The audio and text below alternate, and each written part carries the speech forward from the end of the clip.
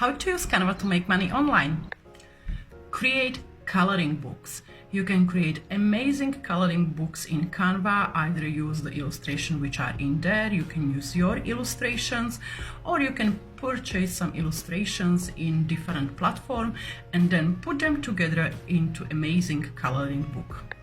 It can be a coloring book for children, for adults, to different niches. It could be some kind of astrology, mythical, cars, mandalas, anti-stress, whatever. There's so many options. You can get creative and create various coloring books and then sell it.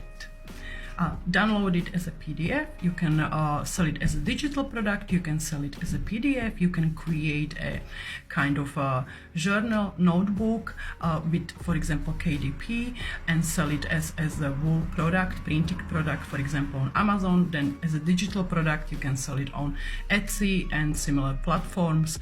You can sell it in some kind of different groups within the niche you've created the coloring book. There's so many options for this, and it's something what people always want.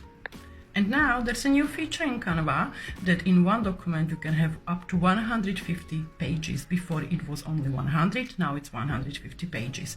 So you can create a coloring book which is about up to 150 pages without using any external tool, for example, like to merge PDFs and so on.